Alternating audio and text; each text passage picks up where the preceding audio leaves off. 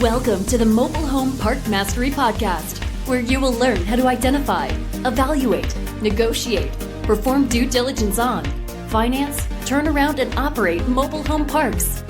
And now, here is your host, the fifth largest mobile home park owner in the United States, Frank Roth. Cars have changed over time, initially powered by steam, then gasoline, and now even electric. So it only makes sense that things that are pulled behind cars could also change, as could where you park them. This is Frank Roth of the Mobile Home Park Mastery Podcast.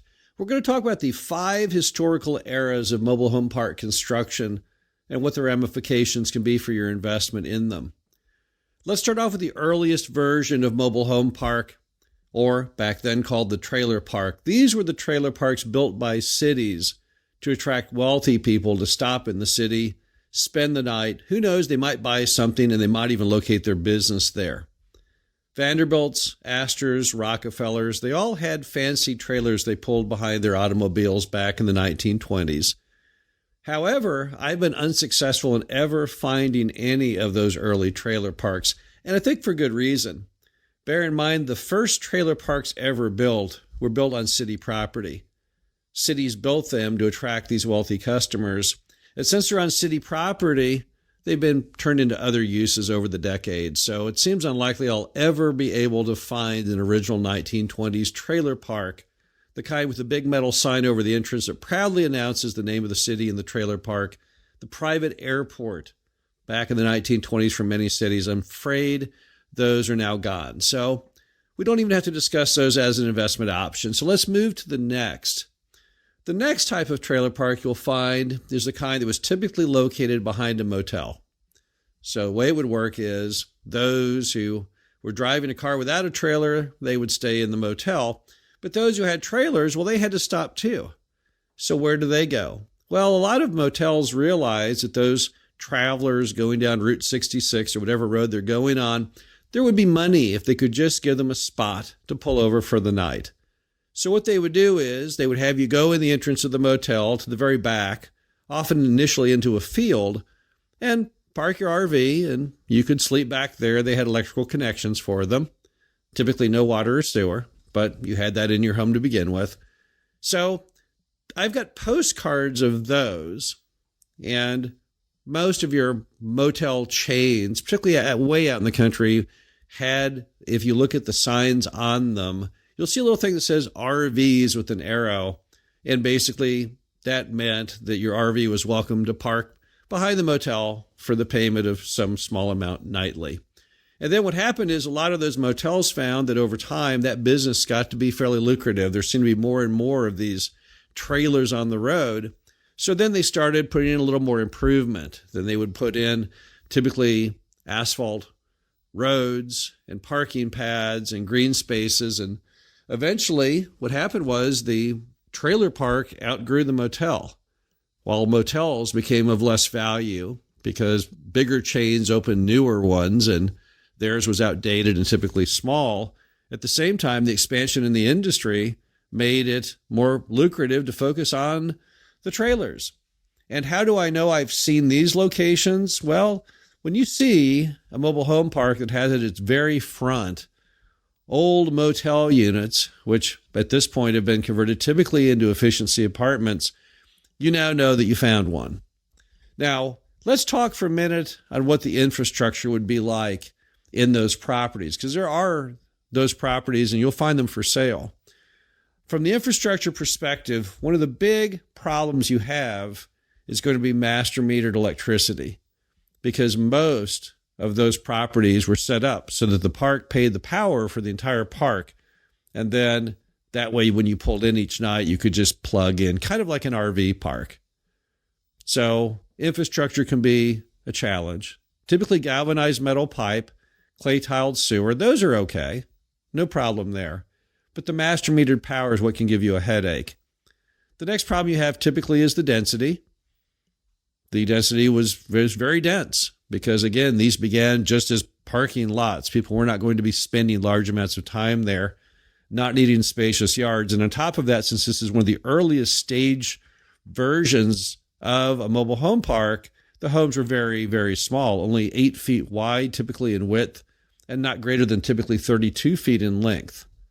So it's kind of a miracle with those properties today if they can house a modern home, which is at least 14 feet wide and typically at least 48 feet long to be a 2-bedroom, 1-bath model. Also, the location should be discussed because some of their locations are quite spectacular. If you go out to California, Southern California, and you go down Pacific Coast Highway, you'll see some of these mobile home parks still there on the sides of the beach. And that's simply because they were there at a time when America was still growing and these locations were still possible. And city fathers didn't hate mobile home parks back then. So what happened over time is it began as a motel along Pacific Coast Highway or any other scenic highway with a great location. And over time, it became a mobile home park and the hotel kind of went away. In some cases, people would actually tear the hotel down, and yet the park still remains. So the locations can be very, very attractive. And those really offset those other issues. So even though they typically have often master metered electric, you can sometimes work around that. It's just a matter of math, figuring how many amps it handles. And even though the density can be fairly high, well, that's offset by having a terrific location. So those actually are not bad properties, definitely investment grade if it's in the right spot. Then you went from the park behind my motel era to the golden age. So the golden age to me would be the 1950s to the 1960s. That was the start of the golden age. This was the era in which returning GIs on the GI Bill grew to really grow fond of mobile homes. It's the era in which you had Elvis Presley in 2 movies living in a mobile home park. It happened at the World's Fair in 1963 and Speedway in 68. You even had Lucy and Ricky of I Love Lucy fame traveling across America. He, the prominent Manhattan architect, living in a penthouse in their newly found and beloved trailer. That's from 1951.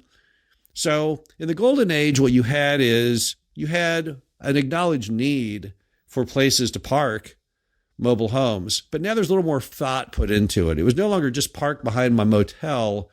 Now it's going to be the main course, no longer the appetizer.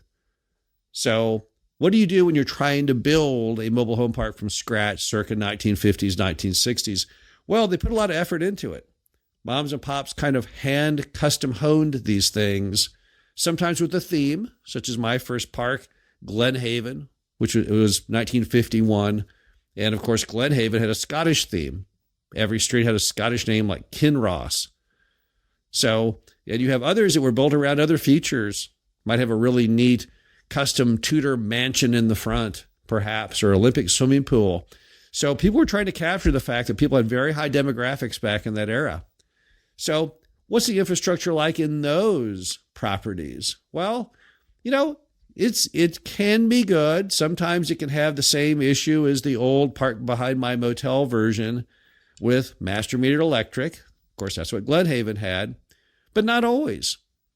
A lot of the owners at this point realize this isn't just an overnighter now. This is someone who will be there for a month or a lifetime, and they started having them pay their own utilities. They also started building bigger yards, better roads, better focus on parking pads, better focus on amenities. So just as the mobile home was coming into an age of prosper in the golden age, so were the parks themselves. Some of them are really quite spectacular. What about the density? Well, again, the density of the homes back then, the homes weren't as big, but there was a bigger focus on providing kind of that yard and that sense of community. So those lots will traditionally still hold modern-sized homes, which is fantastic. And then the location. Well, those locations are typically fantastic. Some of the best locations in many markets are those early mom and pop golden aged parks, simply because they were there right before the city and the city kind of grew around them. So then we went from the golden age parks to later in the golden age, in the late 60s to the early 70s, and we hit a home run. And that's the HUD era of the golden age. So what do you have going on there? Well, what you have is you have the mixture of people trying to harness this new creation of mobile homes with very high demographics, with state-of-the-art vision, trying to build a all-encompassing great community. Now, what caused these, and the reason they're called HUD gave very, very attractive financing to those brave enough to build this new housing source. And if you took them up on their loan, however, that came with a covenant, you had to build it to the government specs. And their specs were really, really tough. They wanted to have a clubhouse, a pool, commercial bathrooms, a commercial kitchen capable of feeding the entire park in one sit-down meal if needed. They wanted to have paved streets, extra wide, with a little bit of curve to them so they never appeared to be shotgun. Typically curb and gutter, concrete sidewalks often, and just a general feel that made you feel like you were really into what would seemingly be a single-family subdivision. Now, what's so great about these properties is that they were so overbuilt. They still last today in great condition because they were so well engineered.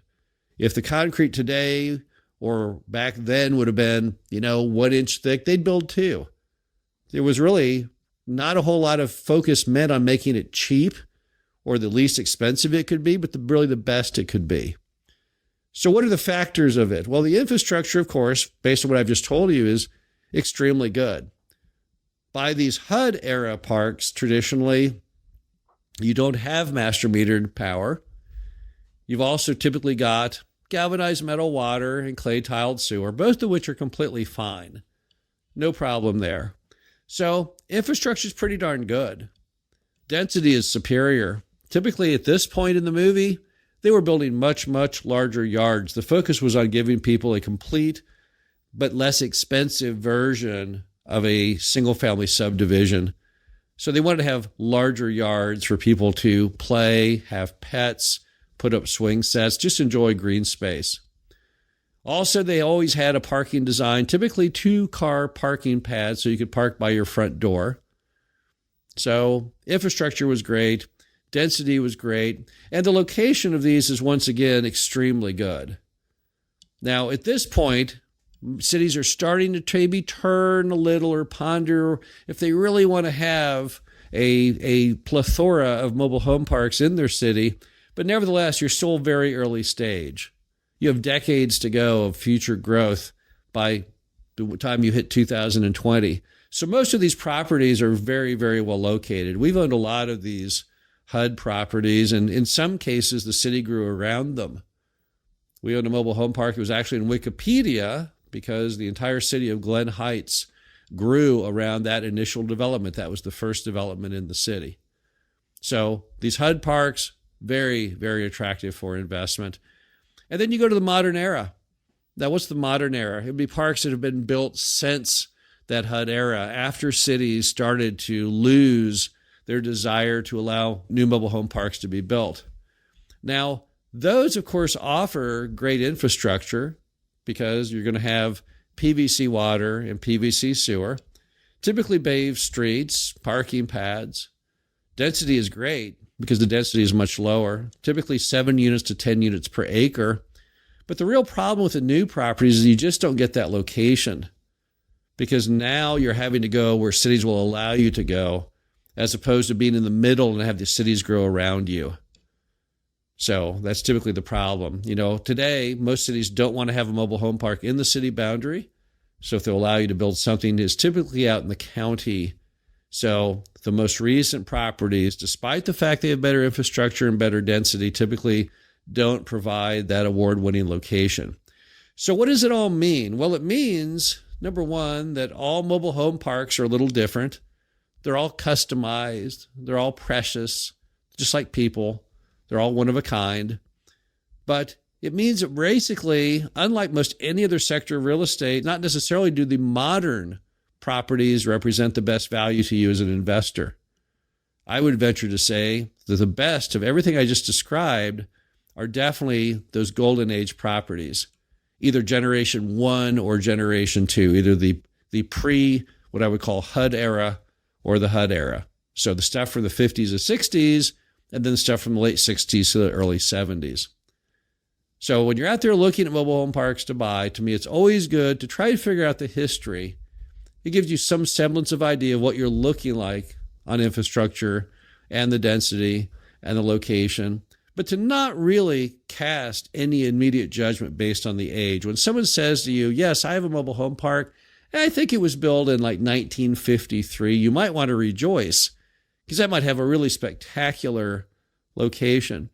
And if someone says, oh, I've got a brand new mobile home park for sale that was built in 2010, I would perhaps be worried that it does not share the type of location that you are hoping for. Again, this is Frank Roth, the Mobile Home Park Mastery Podcast. Hope you enjoy this brief discussion of the 5 different types of mobile home parks based on era and what the limitations and the advantages are. Talk to you again soon. Thank you for listening to the Mobile Home Park Mastery Podcast. Be sure to visit us at mhpmastery.com to subscribe to the show, read our show transcriptions, and access all of our great information on mobile home park investing.